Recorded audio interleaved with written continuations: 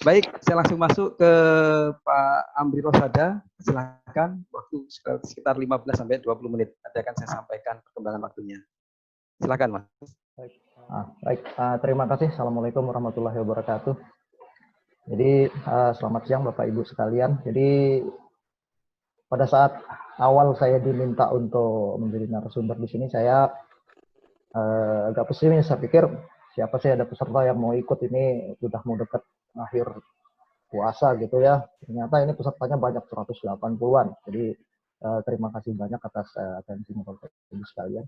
Kita dalam kesempatan ini saya akan menjelaskan tentang kondisi air tanah yang ada di Provinsi Nusa Tenggara Barat. Slide berikutnya.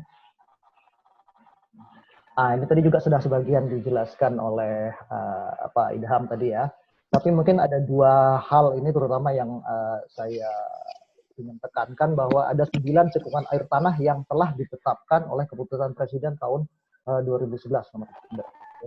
Jadi belum semua wilayah di Nusa Tenggara Barat ini ditentukan batas CAT-nya. Jadi hal ini akan menyulitkan kita dalam pengelolaan nanti, karena seperti tadi juga sudah sempat disinggung oleh Pak Idham bahwa pengelolaan cekungan air tanah itu pengelolaan air tanah itu basisnya adalah curungan. Jadi kalau batas cekungannya saja belum ditetapkan, tentu pengelolaannya masih belum maksimal kita melaksanakan.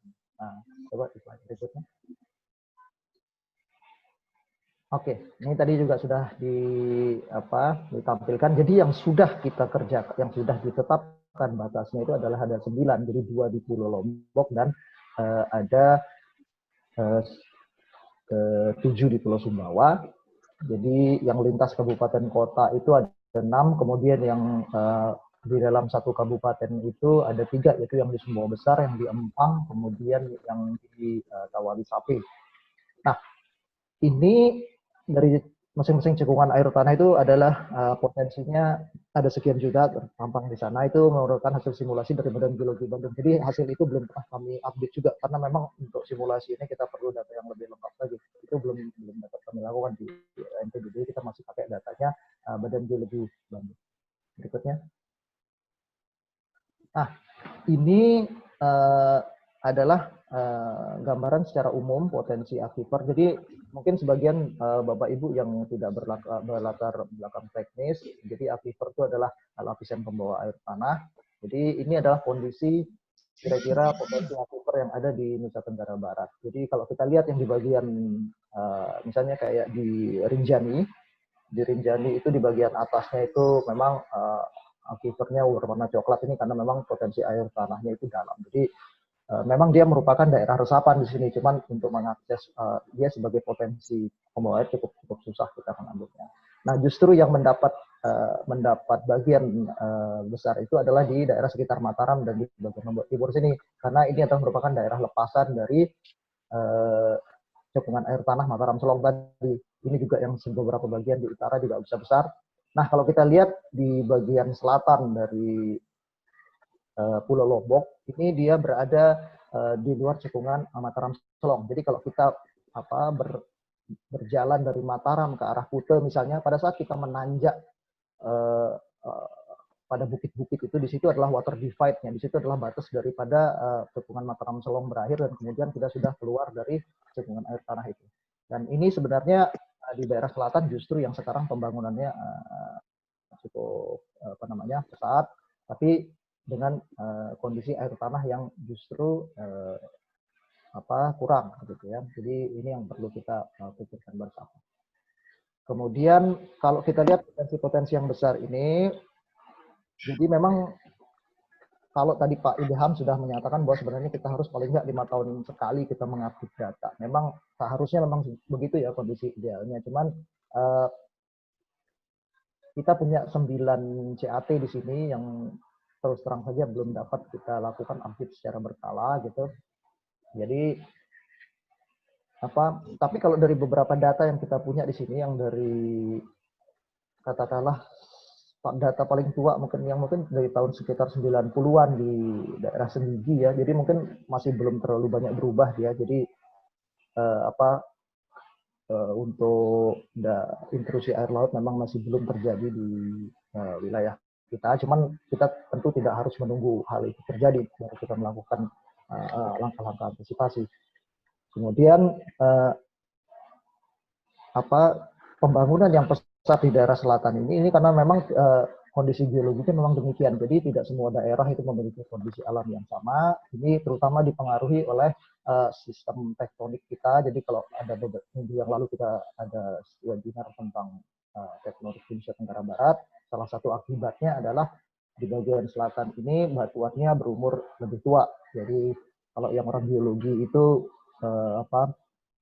menyatakan umurnya umur tersier, di atas 2 juta tahun gitu ya.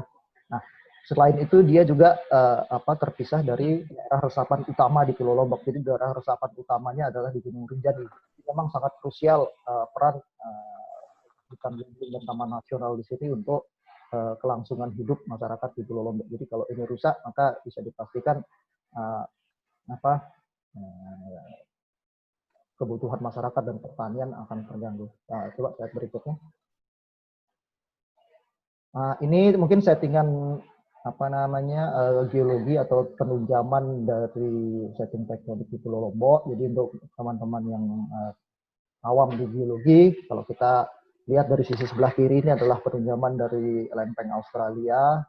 Jadi kalau kita lihat di bagian kanan itu perlipatan di atas itu yang batuan-batuan yang lebih tua itu akan terangkat sedikit, sedangkan di bagian paling kanan itu adalah volcanic intrusion yang menghasilkan batuan gunung api yang lebih muda. Jadi itu yang merupakan aquifer utama yang ada di Pulau Lombok. Jadi nanti kalau kita lihat di slide berikutnya.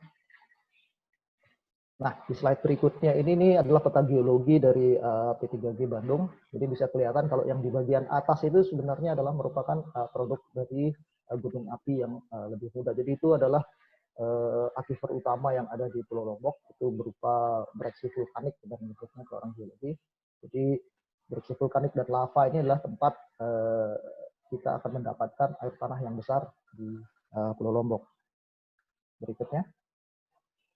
Nah, ini kira-kira gambaran arah aliran air tanah. Nah, jadi kalau dari arah resapan di bagian tengah itu dia akan mengalir ke arah kaki-kaki Gunung Rinjani, yang terutama paling besar itu dari Kota Mataram.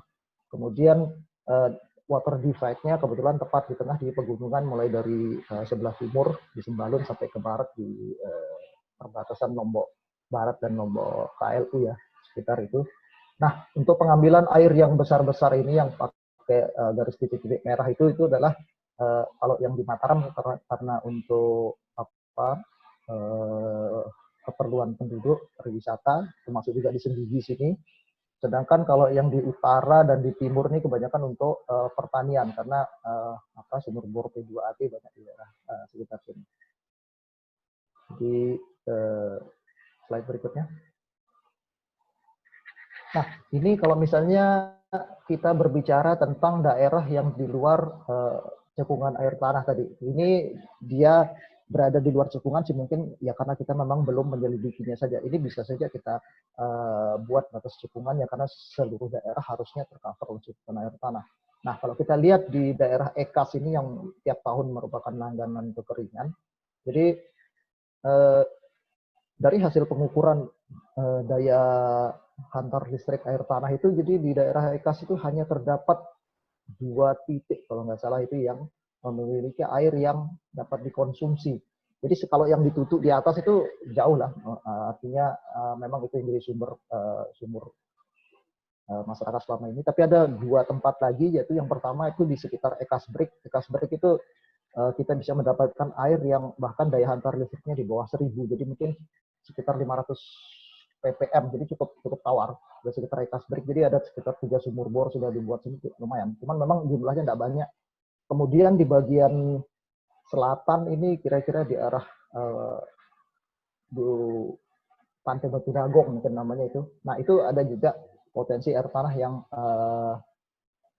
cukup tawar, itu bagus. Jadi daerah saya lupa namanya, daerah Sumur Semalam kalau nggak salah kalau orang sana menyebutnya. Tapi di luar daerah itu adalah air tanahnya asin semua karena pertama dia terpisah dari daerah resapan utama di Pulau Lombok, kemudian yang kedua adalah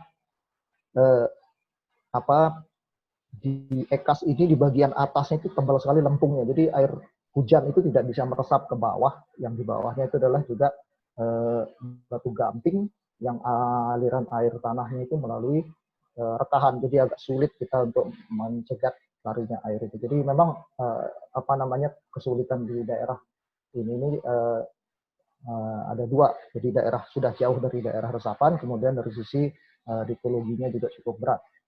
Oke, berikutnya. Nah, sekarang kita melihat di Pulau Sumbawa. Kalau di Pulau Sumbawa ini sekarang lebih banyak potensinya lebih rendah. Jadi secara umum yang potensi tinggi itu hanya di beberapa tempat saja. Jadi kalau kita lihat mungkin di sekitar Alas, Itan, kemudian Sumbawa Besar itu besar dia, kemudian di Dompu dan Bima itu potensinya cukup baik. Nah, tapi kalau batu di tempat yang lainnya warna coklat-coklat ini disebabkan karena memang batuan di Pulau Sumbawa itu yang tersingkap di bagian atas itu memang umumnya lebih tua umurnya dari batuan yang ada di Pulau Lombok. Jadi semakin tua umur batuan, pori-porinya semakin kecil, jadi semakin susah dia mengalirkan air. Jadi kemudian umur vulkanisme di Pulau Sumbawa itu lebih tua, kecuali mungkin yang di Tambora dan Sangian Api yang masih aktif vulkanismenya. Jadi bahkan yang untuk Tambora pun potensinya tidak sebesar yang di Pulau Lombok karena memang tingkat curah hujannya juga kecil, walaupun secara daerah tangkapan lebih besar yang di Tambora. Berikutnya. Oke. Ini kalau untuk yang di Sumbawa gambaran daerah yang beririgasi dan daerah penyusupan air asin. Sebenarnya daerah penyusupan air asin ini banyak di daerah yang pulau-pulau kecil, kemudian daerah air tanah payo di atas air tanah tawar. Jadi kalau kita ngebor agak dalam, jadi air tanah tertekan itu ada di beberapa daerah ya sekitar Dompu, kemudian di Marungi. Kalau kita lihat di Pototano dan sekitarnya ini agak susah kita akan mendapatkan air tanah yang tawar ya. Oke, slide berikutnya. Ini adalah kira-kira water divide yang besar yang di Pulau Sumbawa. Kemudian daerah pengambilan yang intensif itu ya. Yang intensif ini artinya untuk skala NTB ya intensif, tapi kalau penurunan terhadap kualitas air tanah belum kita deteksi. Jadi ini berada di sekitar Utan dan Alas, kemudian Sumbawa Besar, kemudian di sekitar Empang, Kota Dompu dan di Kota Bima, di sekitar kalau yang ini kayaknya di sekitar Palibelo ini, kemudian di Sape dan di Wera. Sebenarnya ini dia disebut pengambilan air tanah intensif walaupun sedikit kelihatannya karena memang potensinya tidak banyak, tapi diambilnya cukup banyak. Jadi ancamannya cukup besar nanti kalau memang pengambilan terhadap ini diteruskan. Slide berikutnya. Ini adalah kira-kira gambaran kedalaman muka air tanah yang ada di Pulau Sumbawa. Jadi secara umum di daerah pesisir masih cukup baik, artinya ini menunjukkan sebenarnya daerah resapannya juga masih terpelihara, walaupun tidak semua daerah kita punya datanya. Untuk kita lihat di slide berikutnya. Ini adalah gambaran mengenai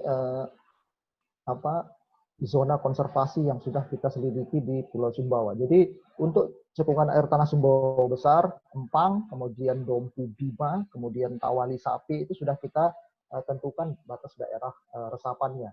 Yang tahun 2017 juga yang cat pekap ini setengah dari pulau dari Gunung Tamboran juga sudah kita tentukan kemarin. Jadi kita melakukannya dengan penyelidikan hidrokimia, kemudian penyelidikan geofisika, penyelidikan isotop. Yang belum kita kerjakan adalah CAT yang Sanggar Kilo. Ini cukup luas. Memang karena keterbatasan anggaran. Jadi kita terakhir mendapatkan anggaran untuk penyelidikan daerah resapan ini pada tahun 2017 di CAT PK. Jadi kalau kita lihat di sini yang hijau ini adalah daerah resapan, kemudian yang warna biru tua adalah daerah yang kita sebut sebagai zona aman dengan potensi tinggi, dengan ada batasan pengambilannya, kemudian sampai ke air tanah langka mungkin tidak ada di Sumbawa ini, kita ada yang potensi rendah juga ada. Berikutnya. Ini adalah yang daerah resapan yang di Tambora tadi, di CAT Pekap, gitu, Cekuan Air Tanah Pekap. Jadi yang kita arsir warna hijau ini adalah daerah resapannya. Kalau yang di sebelah timurnya belum kita selidiki. Berikutnya. Ini kita masih punya wilayah yang belum ditetapkan CAT-nya di Nusa Tenggara Barat, terutama di daerah bagian selatan. Jadi pedoman untuk penetapan CAT ini kalau kita masih pakai rezim undang-undang yang lama itu adalah Permen SDM 13 tahun 2009. Intinya adalah kita melakukan identifikasi, delineasi, dan konsultasi publik. Nah, CAT ini memiliki batas hidrogeologis, daerah himbusan, dan lepasan. Jadi satu kesatuan aquifer. Kemudian cekungan air tanah ini batasnya ditetapkan melalui keputusan presiden. Jadi kita bisa melakukan penyelidikan, kemudian bisa kita mengusulkan untuk ditetapkan, tapi itu tetap nanti keputusan terakhir dari keputusan presiden. Cuman terus terang saja kita untuk menyelidiki CAT yang masih ada saja masih satu kita belum selesai. Kita belum lagi memiliki resource untuk penentuan CAT yang daerah yang belum ada penetapan CAT-nya. Slide berikutnya. Oke, ini kira-kira kalau untuk bagi teman-teman yang mungkin tidak begitu familiar dengan istilah geologi atau cekungan air tanah, ini kira-kira gambarannya. Jadi, Amri, ya, 4 menit lagi, Pak. Baik. Ini adalah kira-kira cekungan air tanah itu. Jadi ada batas-batas hidrogeologis yang berbeda dengan batas-batas di atas, gitu ya. Berikutnya. Oke, ini yang menjadi masalah. Ada 3 lokasi cadangan world class copper gold. Kita punya di sini. Jadi minggu kemarin sudah disebut, ada di Batu Hijau, ada di Elang, kemudian ada juga di Dompu. Ini belum kita punya batasan CAT-nya, gitu. Jadi ini sistem air tanahnya tentu akan terganggu dengan operasi penambangan di sana. Kemudian kita juga memberikan devisa untuk negara, tapi sistem air tanah yang ada di sana belum kita pelajari. Jadi pengelolaan air tanah belum bisa maksimal. Belum lagi kita bicara di daerah selatan sini yang mungkin nanti akan dikembangkan. Berikutnya. Oke, kalau kita bicara tentang virtual water dan water footprint, jadi misalnya kalau untuk memproduksi padi kita butuh sekian air, untuk memproduksi gula sekian, untuk memproduksi jagung 1 ton kita butuh sekian.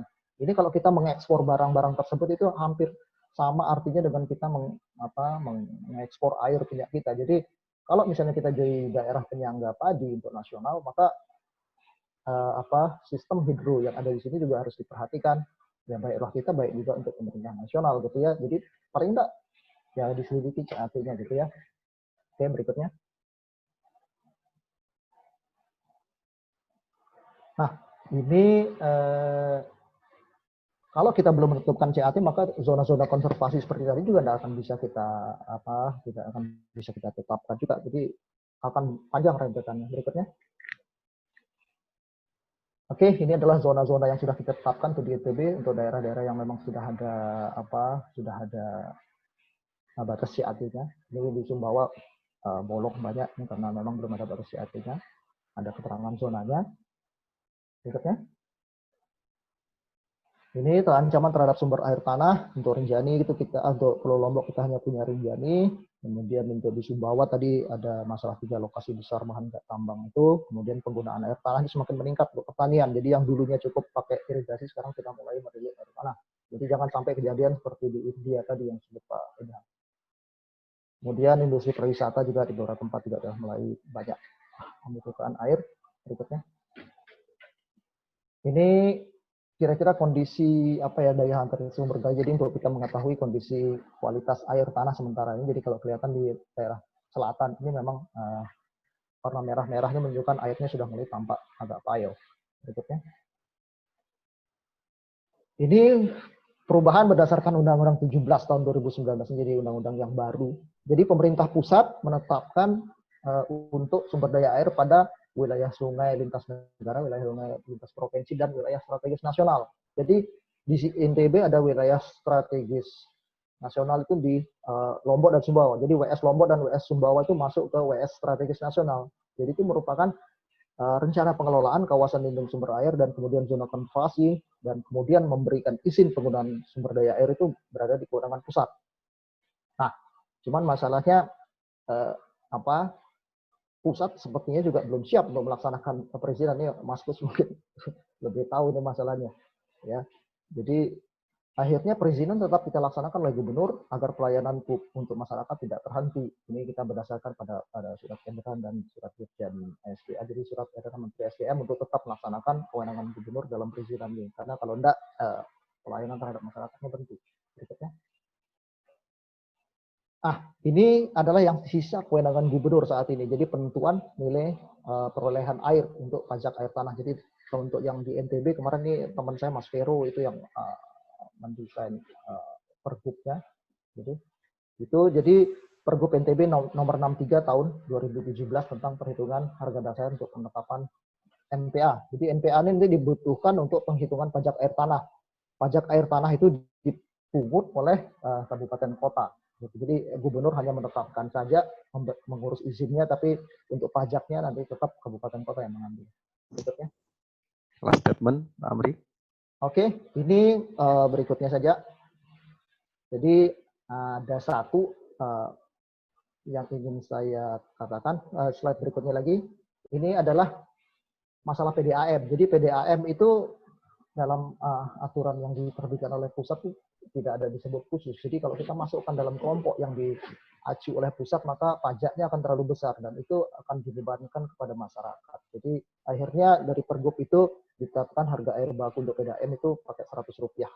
Jadi cukup rendah supaya tidak mengganggu tarif pajak, tarif untuk harga air PDAM untuk masyarakat. Berikutnya. Baik, terima kasih. Mungkin mohon maaf atas segala kekurangan dalam penyampaian ini. Terima kasih. Assalamualaikum warahmatullahi wabarakatuh.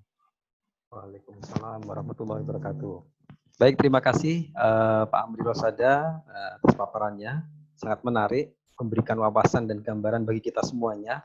Ada hal yang cukup menarik yang saya garis bawahi Bapak sekalian, bahwa ternyata di Provinsi Nusa Tenggara Barat, baik di Pulau Lombok maupun di Pulau Sumbawa yang merupakan pulau-pulau terbesar, ini cadangan atau kawasan resapannya ini sebenarnya cukup tinggi. Jadi kalau tadi disampaikan bahwa di Pulau Lombok ini cat terbesar, tadi juga oleh Pak Idam tadi disampaikan bahwa kawasan resapan terbesar atau catnya itu ada di Gunung Rinjani. Nah, ini menjadi tantangan bersama karena kita ketahui penurunan kualitas lingkungan yang ada di sana juga cukup tinggi. Nah, ini menjadi tantangan bagi semua pihak untuk berupaya bagaimana untuk menjaga kualitas yang ada di kawasan resapan utama kita. Jadi intinya adalah Gunung Rinjani ini seperti tandon Bapak sekalian. Jadi kalau tandonnya diisi dengan sesuatu yang kotor, ya yang kita rasakan jadinya semuanya jadi kotor, seperti itu. Termasuk yang ada di Pulau Sumbawa, kalau tadi dilihat di peta-peta CAT-nya juga banyak kawasan-kawasan resapannya. Cuma tadi juga disampaikan bahwa untuk kawasan yang masih aktif adalah di kawasan pesisir. Karena kalau di kawasan seperti Tambora ini resapannya cukup tinggi, tapi ternyata curah hujannya yang ternyata di sana rendah dan lain sebagainya. Kemudian tadi juga disampaikan ada beberapa peta-peta yang cukup menarik. Nanti materi juga bisa Bapak Ibu akses oleh panitia, nanti akan di-share. Di situ juga sudah bisa menggambarkan mungkin bagi teman-teman di perencana gambaran baik di dalam membuat sebuah pemanfaatan ruang maupun mungkin bagi praktisi-praktisi, mungkin bagi yang bergerak di bidang properti sudah bisa melihat seperti di Kota Mataram tadi. Jadi kalau melihat arah aliran, kemudian di mana titik posisi air sudah bisa dibayangkan seperti apa harus bergerak ke untuk investasinya. Jadi semoga pertemuan kita ini akan banyak manfaat yang bisa diambil sekalian. Baik, saya akan langsung masuk ke pemateri yang ketiga Bapak sekalian, yaitu Bapak Dr. Lalu Adi Gunawan yang akan menyampaikan paparannya berkaitan dengan penataan ruang berbasis perlindungan sumber daya air. Kepada Bapak Adi, kami persilahkan waktu 15 sampai 20 menit. Silakan, Pak. Terima kasih, Mas Misbah. Assalamualaikum warahmatullahi wabarakatuh. Salam sehat dan bahagia untuk Bapak Ibu sekalian.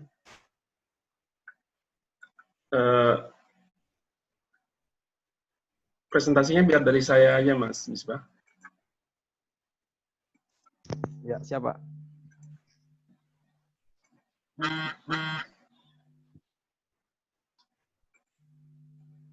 host disable. Sebentar, Pak.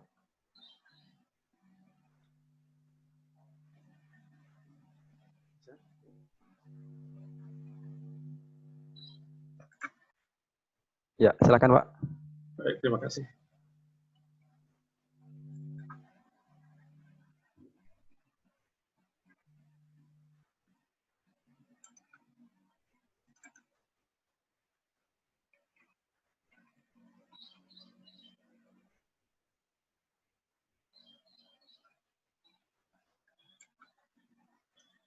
Bapak Ibu sekalian, pertama-tama saya memberikan apresiasi terhadap teman-teman di IAGI dan IAP atas kerja sama ini, karena ke depan kita butuh multidisciplinary perspektif seperti ini untuk membangun hal-hal yang sifatnya komunal, yang bersama. Jadi tidak hanya dalam perspektif sektoral atau bidang keilmuan yang individual, tapi kita bisa melihat sesuatu dengan perspektif yang berbeda untuk menyimpulkan satu tujuan yang sama. Dan sebenarnya tata ruang juga mempunyai prinsip dasar seperti itu. Jadi ketika beberapa kompleksitas masalah di atas permukaan tanah, di udara maupun di dalam, itu harus dipikirkan dan menjadi suatu kebijakan yang komprehensif.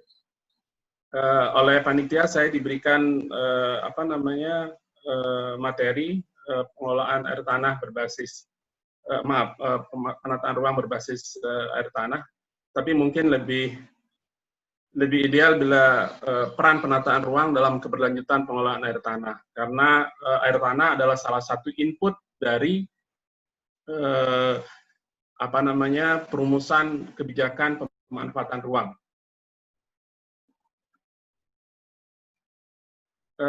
Saya akan mencoba me-outline pembicaraan saya pada siang menjelang sore ini. Yang pertama saya akan bicara tentang normatif, apa itu harmonisasi antara tata ruang dan air tanah. Kemudian saya akan lebih banyak berbicara praktis bagaimana informasi dari air tanah ini bisa kita masukkan ke dalam analisis tata ruang, kemudian yang akan menjadi keputusan dalam arah kebijakan pemanfaatan ruang. Saya mulai dengan kondisi kita bahwa tahun 2019 sudah banyak bencana yang terjadi di Indonesia pada umumnya dan pada khususnya beberapa tempat, yaitu bencana kekeringan, di mana di satu wilayah kebanjiran air, satu wilayah kekeringan air. Dan ini tentu sangat berdampak kepada beberapa aspek kehidupan kita, seperti dampak sosial di beberapa provinsi, kemudian ada risiko fisik, kemudian kerugian ekonomi dan lingkungan. Saya mengambil cuplikan dari Monggabai, salah satu online online media yang menggambarkan bahwa kemarau panjang, Lombok krisis air dan gagal panen, dan juga terjadi di 30 desa di Sumeneb kekeringan. Ini saya ingin menggambarkan bahwa kita bicara tentang air tanah, tapi juga kita bicara tentang permasalahan kekurangan air yang di atas permukaan bumi, yang merupakan ruang yang harusnya kita mengarahkan supaya menjadi lebih berkelanjutan. Kemudian juga dari Badan Penanggulangan Bencana BPBD Kabupaten Sumbawa terjadi bencana banjir yang merendam ratusan warga. Terlepas dari faktor-faktor lain yang berpengaruh seperti degradasi hutan dan sebagainya, ini adalah kenyataan bahwa indahnya kandungan air tanah tidak seindah di atas permukaannya. Sekedar ilustrasi bahwa dalam tata ruang kita bicara tentang ruang darat, ruang laut, dan ruang di dalam bumi, serta di ruang udara.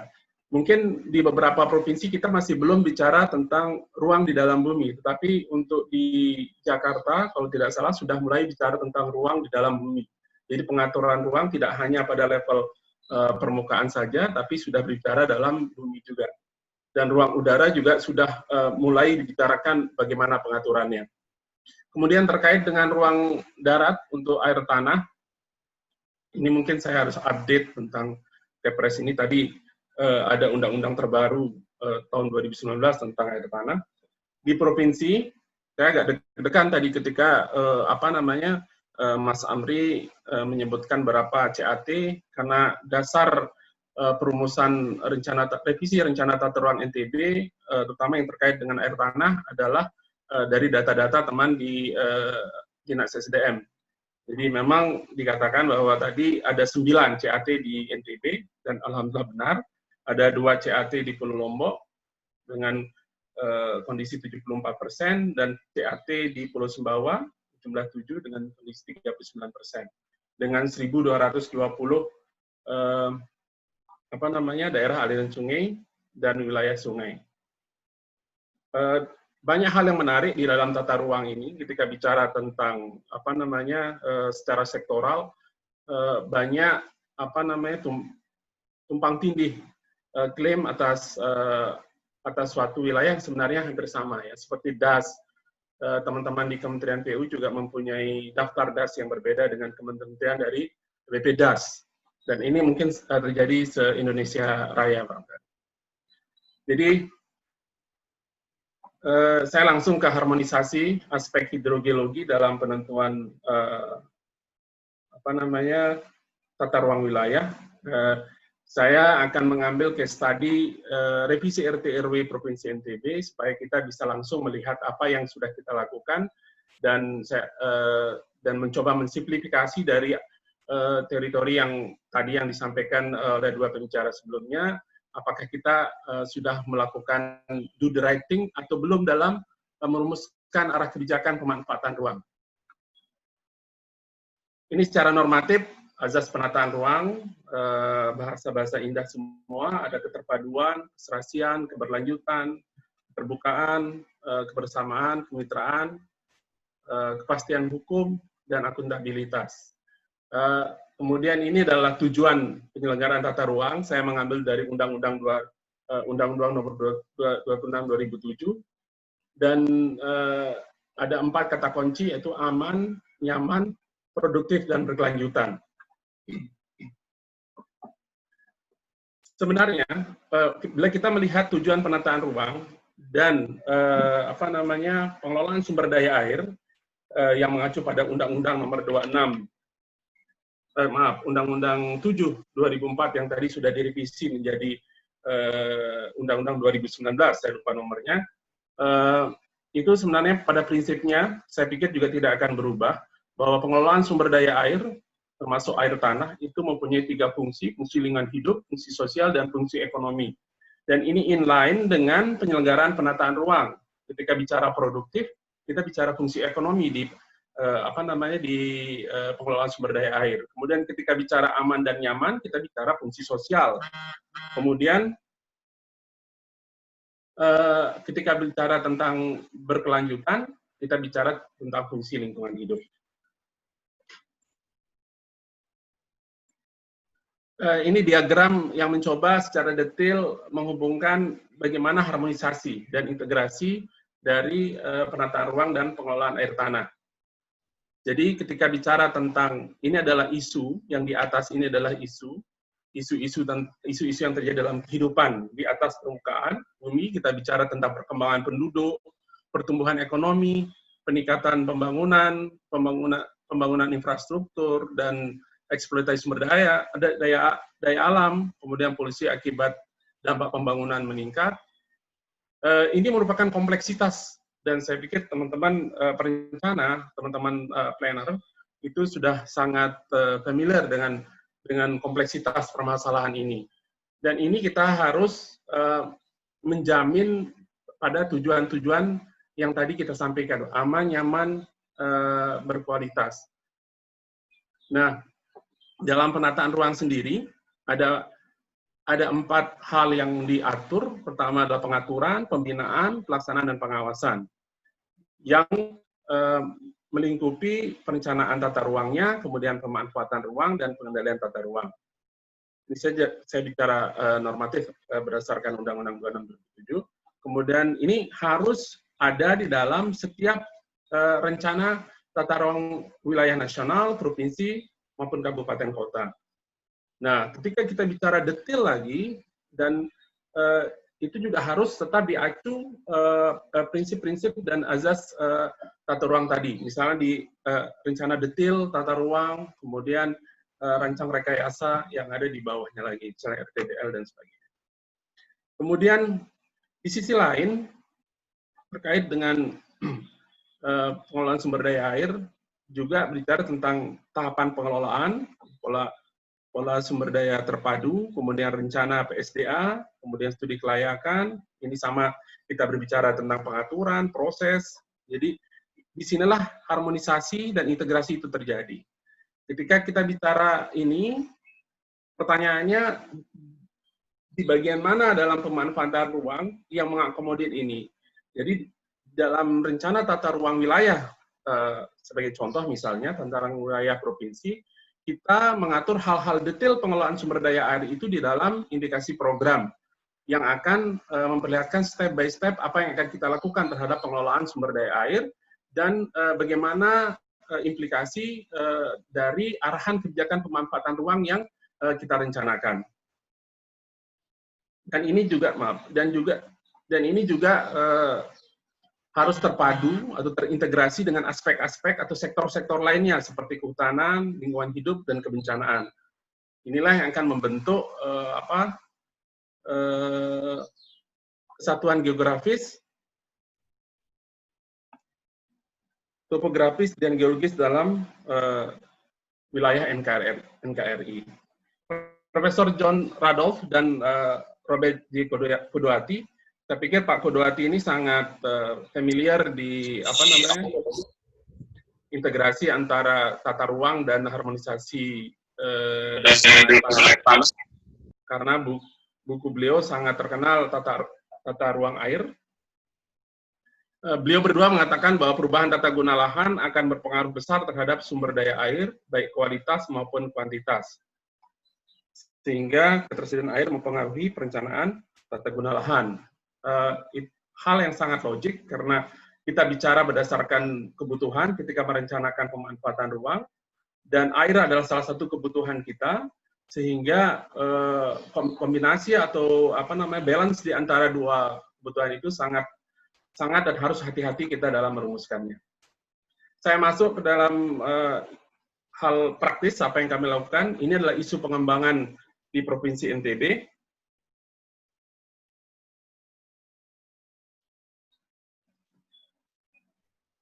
Bisa Bapak Ibu perhatikan di sini, banyak sekali isu-isu pembangunan yang tersebar di dua pulau besar di NTB. Kita bicara tentang penetapan Mataram sebagai pusat kegiatan nasional, di beberapa daerah juga pasti ada pusat kegiatan nasional. Kemudian kita bicara tentang pengembangan Global Hub Kayangan di sebelah utara Lombok, yang direncanakan akan menjadi modern city, Global Hub untuk wilayah Indonesia Timur, dan masuk dalam kawasan andalan Pulau Lombok di dalam RT-RWN PP 13 2017. Kemudian pengembangan kawasan selatan Pulau Lombok, Kek Mandalika, ini Kek Mandalika, insya Allah semoga semua wabah atau kondisi ini akan membaik, dan MotoGP akan diselenggarakan di Kek Mandalika. Kemudian ada konservasi pengelolaan Global Geopark Rinjani maupun Tambora, dan teman-teman IAGI sangat proaktif dalam mendorong prinsip-prinsip konservasi dan pemuliaan terhadap masyarakat terkait pemulihan bumi dan kesejahteraan masyarakat terkait dengan Global Geopark ini. Kemudian selain itu juga tadi juga disampaikan oleh Pak Mas Amri terkait dengan pembangunan smelter usaha pertambangan di daerah selatan Pulau Sumbawa.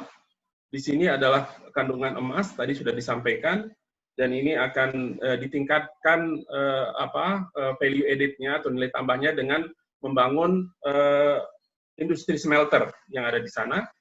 Kemudian kita juga bicara tentang, tadi juga bicara tentang Gunung Rinjani sebagai salah satu sumber, sebagai satu-satunya mungkin sumber air yang ada di Pulau Lombok, dan juga sebagai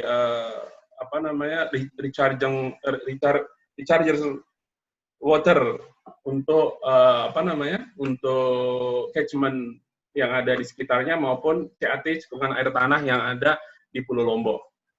Kemudian juga pengembangan pariwisata di Pulau Moyo, di Pulau Panjang, kemudian di daerah Samota, ini Saleh, Moyo, dan Tambora. Ini merupakan teluk yang sangat potensial. Kemudian juga ada pengembangan sektor-sektor lainnya, seperti sektor perikanan, sektor kehutanan, kemudian juga sektor pariwisata. Di ujung Pulau Sumbawa, yang pada saat ini termasuk dalam wilayah BOP, Badan Otorita Pariwisata Labuan Bajo. Jadi daerah Sape ini termasuk dalam wilayah BOP, Badan Otorita Pariwisata, yang merupakan kewenangan dari pemerintah pusat.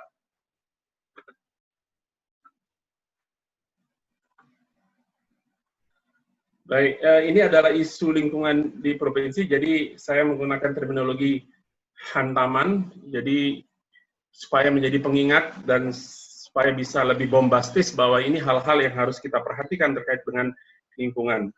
Bahwa terjadi degradasi sumber daya air, luas CAT kita, cekungan air tanah 947, 500. 5 menit lagi, Pak Adi. Ya? 5 menit lagi, Pak Adi. Aduh, perasaan baru mulai ya. Terus banjir, kemudian degradasi ekosistem pesisir, kemudian penurunan kualitas air, perubahan peruntukan fungsi kawasan hutan. Ini tidak dapat kita pungkiri bahwa hutan kita semakin tergerus oleh kebutuhan-kebutuhan pragmatis dari masyarakat maupun entitas-entitas lainnya. Kemudian penurunan indeks tutupan lahan dan hutan. Nah, ini adalah fakta-fakta sumber daya yang menjadi input sumber daya di Provinsi NTB, menjadi input analisis kami dalam revisi RT/RW, penduduk, kearifan lokal, kemudian kesesuaian dan kelayakan lahan, kemudian layanan jasa ekosistem, kemudian kita juga menganalisis perubahan lahan, kejadian bencana hidrologis, dan pertumbuhan ekonomi. Dan ini akan terkoreksi dengan kondisi COVID saat ini. Kami menggunakan beberapa model analisis statistik jelas untuk melihat proyeksi penduduk 20 tahun ke depan, kemudian kita berbicara tentang potensi dan kebutuhan air berdasarkan kebutuhan penduduk dan kebutuhan aktivitas yang akan dibangun di atas ruang. Kemudian kita juga menganalisis ruang terbuka hijau atau ruang terbuka secara umum, carrying capacity ratio, kemudian untuk melihat harmonisasi di antara semua hal-hal yang sudah kita analisis, kita menggunakan modeling pola ruang yang dibantu oleh LandUSIM sebagai software yang kita gunakan, di mana di dalam modeling ini kami menggunakan faktor-faktor penghambat atau zoning constraint, kemudian juga faktor pendorong. Yang salah satu zoning constraint kami menggunakan cekungan air tanah. Jadi arah pembangunan sebisa mungkin untuk tidak mengarah kepada cekungan. Ini hanya sebagai membantu kami dalam mengambil keputusan untuk arah kebijakan pemanfaatan ruang.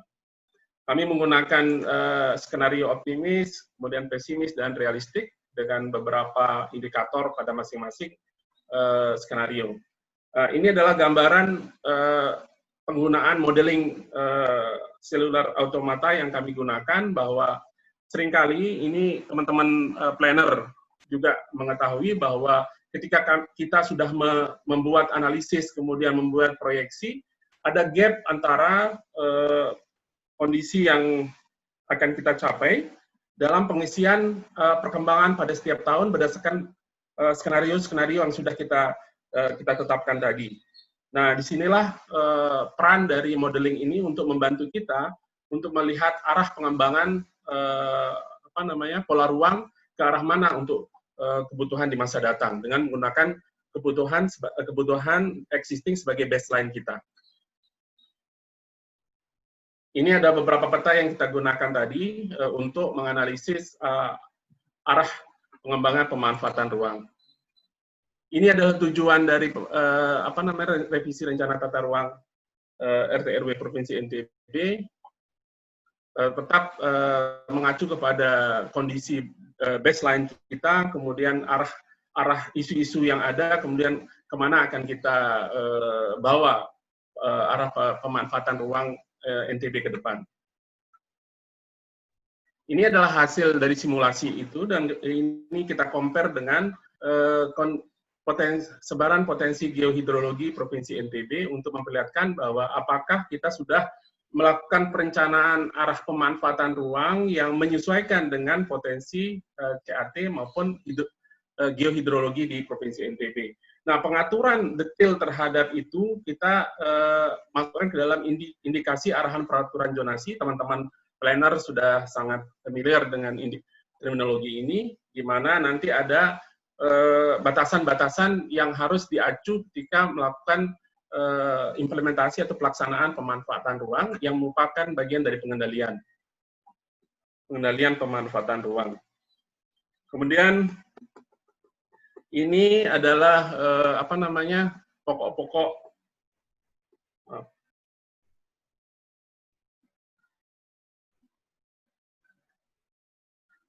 kebijakan RT RW terkait dengan konteks PSDA, yaitu mitigasi dan adaptasi kawasan rawan bencana. Tadi tujuan kita di Pulau Lombok sebagai resilient island, kemudian rehabilitasi, preservasi, konservasi kawasan lindung, kemudian meminimalisir alih fungsi lahan dalam kawasan lindung sebagai recharging area untuk CAT, kemudian pengendalian kegiatan budidaya yang tidak melampaui DDTLH sebagai kontrol kita terkait dengan pemanfaatan ruang, dan kemudian yang terakhir adalah peningkatan kuantitas dan kualitas sumber daya untuk pelayanan air bersih dan irigasi. Insya Allah ini yang terakhir, Mas Misbah. Sekarang kita masih, setelah apa yang kita lakukan, masih banyak tantangan implementasi pemanfaatan ruang dan instrumen pengendalian air tanah. Kita membutuhkan regulasi yang implementatif.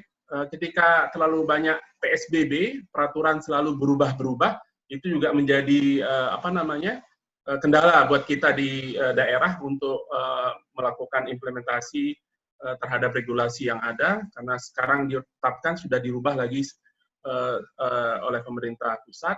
Kemudian ada keterbatasan sumber daya manusia, teknologi, dan data.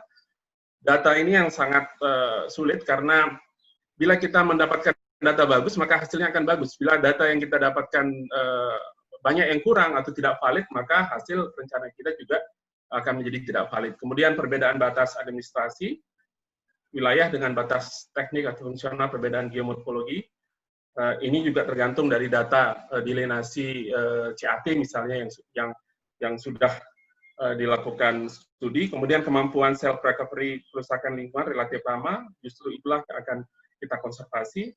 Kemudian daerah langganan bencana. Sebagai gambaran di NTB dari 12